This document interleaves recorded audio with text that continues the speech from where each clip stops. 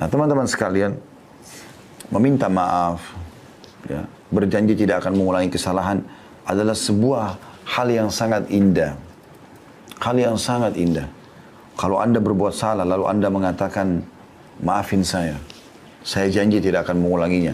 Itu luar biasa, sangat melunakkan hati orang di hadapan kita. Gitu kan? Makanya setiap orang buat salah, dia iklankan, dia minta maaf. Nah kalau teman-teman mengatakan maafkan saya, itu kalau kepada Allah Subhanahu Wa Taala sama dengan Anda mengatakan astagfirullah. Istighfar itu permohonan maafnya. Kalau janji, tulisan ikrar misalnya, atau ikrar dengan lisan tidak akan mengulangi, itu namanya taubat. Jadi kalau teman-teman gabung astagfirullah wa atubu ilai, artinya ya Allah aku minta maaf dan aku janji tidak akan mengulanginya. Seperti itu. Nah teman-teman sekalian, taubat ini perlu kita lakukan.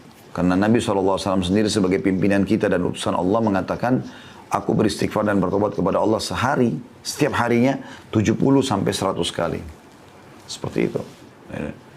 Apalagi kita gitu ya. Padahal Nabi SAW sudah diampuni dosa-dosanya, tapi masih seperti itu. Nah, taubat ini teman-teman indah sekali. Karena dengan taubat, maka semua kesalahan Anda dimaafkan. Plus lagi, fasilitas yang terhalang karena kesalahan Anda akan diberikan. Contoh misal, Anda di kantor, Anda kerja.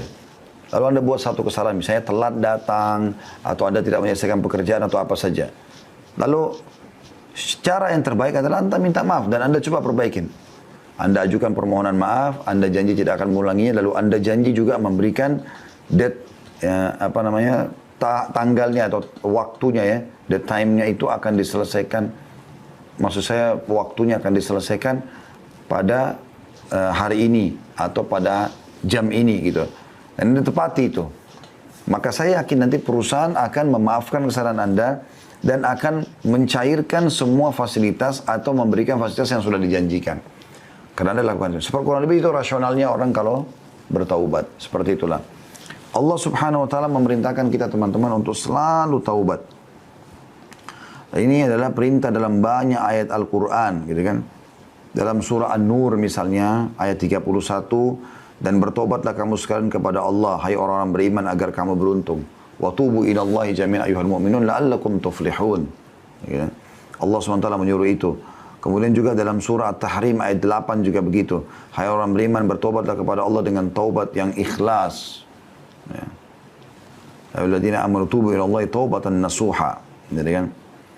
Dan cukup banyak ayat-ayat Al-Quran yang membahas masalah itu. Begitu juga perkataan Nabi Nuh AS kepada kaumnya. Wa qul istaghfiru rabbakum innahu kana ghaffara.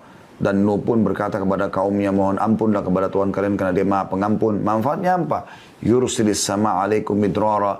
Maka dia akan turunkan dari langit air yang deras. Maksudnya rezeki. Ya. Karena kalau hujan turun dari langit, maka secara otomatis akan hidup tumbuh-tumbuhan, hidup hewan-hewan, manusia pun bisa hidup dari situ. Semuanya bisa bergerak dengan adanya air. Wa yumditkum bi amwalin wa banin. Dan dia akan memberikan tambahan keturunan dan harta buat kalian. Makanya pernah teman-teman sekalian, ada orang yang datang kepada Hasan Basri rahimahullah, 3 orang. Tiga-tiganya punya masalah nih. Yang satu datang mengatakan, wahai imam. Imam itu kalau kita kiai di Indonesia ya. Saya sudah lama sakit, tidak pernah sembuh. Sudah berobat sana sini, tabib ini, tabib itu, tapi belum sembuh. Apa saran Anda? Kata Hasan Basri, istighfar dan bertobat kepada Allah. Tapi yang benar, yang nasuha, yang tulus kepada Allah. Orang itu pulang. Masuk orang kedua. Dari sini perbanyak istighfar ya kata Hasan Basri. Bukan cuma istighfar dan tobat saja pulang, enggak. Perbanyak. Lisanmu selalu astagfirullah wa atubu ilaih. Terus sampai engkau melihat jalan keluarnya. Datang orang kedua mengatakan, wahai imam, saya sudah lama menikah. Ini saya sama istri saya. Kebetulan sama istri datang ke rumah Hasan Basri. Rahimahumullah semuanya. Lalu dia mengatakan, kami sudah 10 tahun menikah, belum punya anak. Apa saran Anda? Kami sudah coba ke tabib ini, tabib itu, tapi juga tidak bisa. Ya, kami dapatkan solusinya. Kata Hasan Basri, perbanyak, garis bawah kalimat perbanyak istighfar dan taubat. amalkan. Pulanglah orang itu, orang ketiga datang mengatakan, wahai imam, saya sudah lama bekerja, bertahun-tahun, tidak pernah kaya seperti fulan. Ditunjuklah orang kaya di negeri itu gitu. Orang itu di kota Basra ya, di Irak. Maka kata Hasan, dan saya sudah coba kerja ini, kerja itu, tetap aja begini keadaan saya sudah sekian tahun. Apa saran Anda, kata Hasan Basri, perbanyak istighfar dan taubat. Waktu pulang tiga orang ini, berkata pada saat itu teman-teman sekalian, murid-murid Hasan Basri, ada dalam atharnya dikatakan istrinya bertanya, kenapa Anda cuma menyuruh istighfar dan taubat padahal orang-orang ini mungkin butuh sesuatu yang lain gitu. Maka apa kata Hasan Basri, tidakkah engkau membaca firman Allah Subhanahu wa taala tadi dalam surah Nuh itu ya, Nuh berkata kepada kaumnya, wa qul istaghfiru rabbakum innahu kana ghaffara. Ya, Nuh berkata beristighfar dan bertobatlah pada Tuhan kalian karena dia maha menerima taubat hambanya.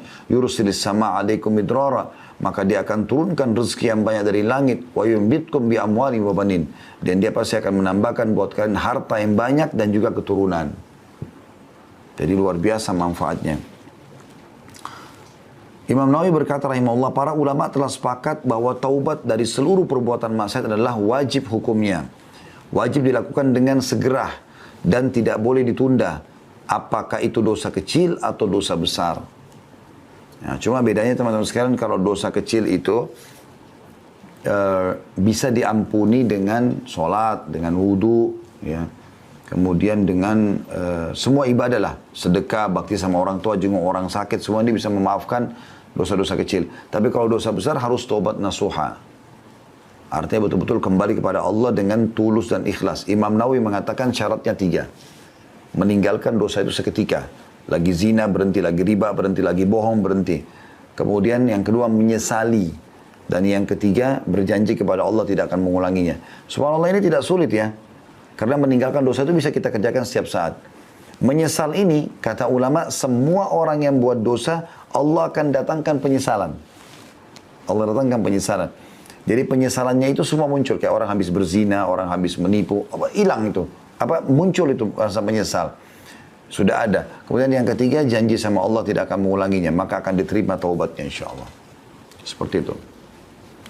Kita tutup teman-teman sekalian dengan beberapa sabda Nabi SAW, diantaranya, sesungguhnya Allah Subhanahu Wa Taala selalu membuka tangannya di waktu malam untuk menerima taubat orang yang melakukan kesalahan di siang hari. Dan sesungguhnya Allah membuka tangannya pada siang hari untuk menerima taubat orang yang melakukan kesalahan di malam hari. Begitulah terus hingga matahari terbenam dari barat. Ya, maksudnya di sini, terbenam, ya, terbit dari barat, sampai terbit dari barat. Hadits yang selanjutnya, Allah Subhanahu Wa Taala sangat gembira dengan taubat hambanya. Jadi Allah ini subhanallah tidak mau kita masuk neraka, mau kita masuk surga. Makanya dia sangat gembira dengan taubat hambanya. Dan kita tutup dengan ini teman-teman sekalian insyaAllah. Kata Nabi SAW, Allah lebih gembira dengan taubat hambanya dibandingkan seseorang di antara kalian yang membawa seluruh bekalnya di atas tunggangannya. Ya, digambarkan tunggang itu zaman dulu seperti unta misalnya, dia bawa semuanya bekalnya. Kalau Anda mungkin naik mobil di zaman sekarang, membawa seluruh harta yang Anda punya, simpanan Anda, bawa di mobil.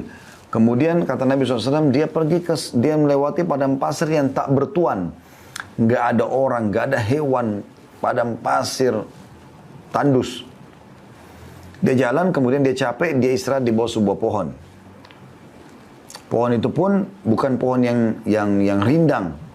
Kemudian dia tertidur, waktu dia bangun, dia tidak menemukan untanya sama bekalnya, hilang. Lalu dia keliling-keliling mencari, tidak ketemu. Pada saat dia sudah putus asa, dia pun berkata pada dirinya sendiri, saya akan kembali ke pohon yang tadi saya tidur. Ya. Dan saya berharap pada saat saya bangun sudah mati.